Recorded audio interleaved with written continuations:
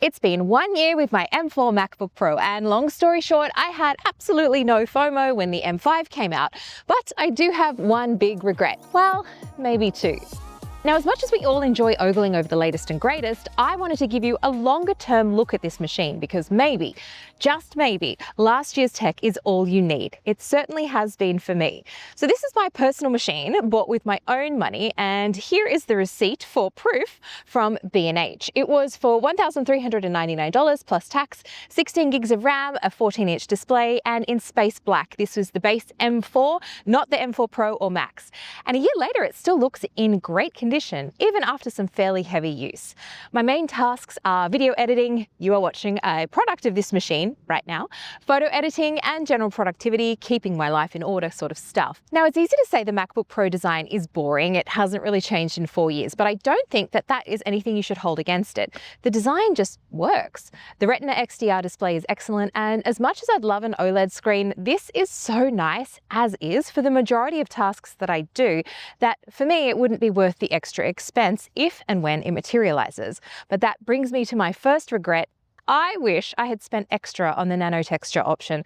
I do find myself outside quite a lot, and the glare and reflections can be a bit of an issue. The cheapskate in me aside, some significant improvements that I still love a year on include the webcam. At 1080p, it is a significant upgrade over my old MacBook Air. Now, it still doesn't look the best in low light, but those rare occasions when I'm using FaceTime or Zoom in the evening, I will use some artificial light anyway. Also, the trackpad, surprisingly incredibly accurate, and for the first time I don't feel like I need to grab a mouse for greater precision, even when I'm trying to draw some very rudimentary animations. Now, I've had precisely 0 complaints about battery life, which is a real rarity for me. I can churn through a full video edit, importing footage from the SDXC card, cutting together in DaVinci Resolve over the course of maybe 5 or 6 hours, rendering all that out in 4K, working on thumbnails in Affinity, and I still have plenty of wiggle room left over before needing to charge. So much so that I could even get through another edit of a shorter video if I needed to. And I know I should use proxies, but I don't. Apple Silicon, I love you. And my old Intel machines could never. Has it totally cured my battery anxiety? Well, no, because out of habit, I'm still taking the charger with me if I know I'm going to be away from home for more than a couple of hours. I've taken this to events where I actually have stayed overnight, like at Google I/O, and even though I only hit 30% battery remaining, it's going to take a lot more time for me to retrain my brain to be okay with leaving the charger at home. And I can count on one hand the times that the fans have started up, and that's only when I've been rendering out 6K open gate footage from my Lumix S9. Even then, it's not really loud at all. But there are a few things that I wish I could change, and that other big regret. Until then, time for a quick break. I spend a lot of time hunched over at this computer and my back is not happy. My old chair wasn't cutting it, so I switched to the HBADA E3 Pro, one of the world's most iconic ergonomic chairs. HBADA is also the first brand in the world to apply AI technology to ergonomic chairs. The E3 Pro has a Three-Zone Elastic Lumbar Support with floating wings that rotate 40 degrees. You can even move the whole lumbar support up and down for true customization. Speaking of customization, this 4D biaxial headrest is adjustable, which is great when I'm switching between monitors. The curved surface also relieves pressure on your neck when sitting for hours on end. When you're ready to swap screens, the 6D adjustable armrests have a 40-degree fold-up mechanism and rotate 70 degrees for complete comfort. And when that 5-minute break turns into a half hour, I like to kick back. The chair has a 140-degree deep recline, letting me fully unwind and sink into a moment of real relaxation. The E3 Pro comes with a 3-year warranty and has been a top seller for 3 years in Germany, France, Spain, the UK, US, Japan, and China. It currently has the most adjustment options among ergonomic chairs worldwide, 22 adjustments in total. Find more details about the chair with the link in the description and use this code for a discount. Thanks to HBADA for sponsoring this section of the video. Okay, so I mentioned that I had 2 regrets with this machine, and the second is I really wish I got more storage than the base 512. I know you're telling me, Lexi, I should have gotten the 1 terabyte. And yes, given this is my job, you think I should have known better, but I didn't. I was being cheap, just like with the nano texture option. So 1 year on, with the M5 just released, I don't feel like I'm missing out on much. I could sit here and give you Geekbench scores and show you some of those AI heavy applications that take advantage of the neural engine on both machines, but 2 things.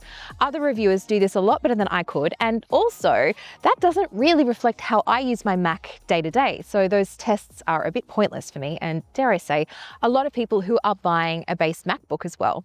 Single core performance on the M4 has been excellent for everything that I need. But one aspect that did tempt me when looking at the M5 was the PCIe Gen 5 standard on the SSDs.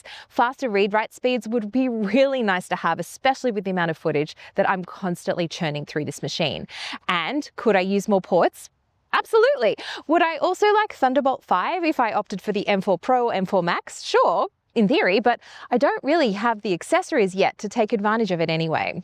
And in my case, I don't really need multiple monitors, but I do use a lot of external SSDs for offloading footage. One minor issue I've experienced all throughout the past year though is connecting wired headphones via the 3.5mm jack. Sometimes, not all times though, the Mac will just not register it's connected, and the only way to get it to route audio correctly through the headphones is a restart.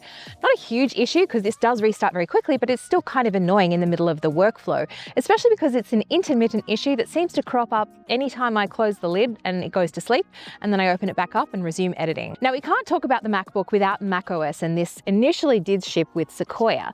Now we're at macOS 26 Tahoe, and it does make this feel fresher. I know some people have had plenty to say about the look and the feel of this, and turns out I'm a much bigger fan of liquid glass on this interface than I am of it on iOS, and it makes more sense to me with the transparency here on the bigger screen than it does on the smaller screen. Widgets are great. You can really echo the look and feel of the iPhone here if you're using one, and the folder customization is excellent because finally I can now visually find what I'm looking for rather than sift through a sea of blue folders all called temporary. The more granular way to search specific categories with Spotlight is so much better, and a small but welcomed thing for me, at least, when changing the volume or brightness, it is no longer obscuring the middle of my screen. But real talk, I didn't upgrade to Tahoe for 2 months for a few reasons. I was working through that aforementioned storage issue because I have a lot of footage on this, and turns out I did not and will never again have 15 odd gigabytes free. So why didn't Lexi in the past get a 1TB option? We'll never know. And because this is my primary editing machine, I am more reluctant to jump straight on new releases until a few patches and updates have rolled in, just in case. So I did wait for 26.1. Now, if my last personal machine was anything to go by, I might still use this in 10 years. And yes, I guess I could have looked at a new M4 MacBook Air that might have also met my needs for way less cash if I was buying it again now. And it is a really good deal. I've seen it as low as $749 for the current generation model, which is wild. But then I wouldn't have had the same quality speakers, extra ports, and the screen, which to me, all of those make the difference. So it all comes down to this. Even if I didn't buy this laptop at the end of 2024, I'd still buy it again right now at the end of 2025 or 2026, whenever it is when you're watching this high from the past. Maybe, just maybe, the older generation still knows a thing or two about a good laptop.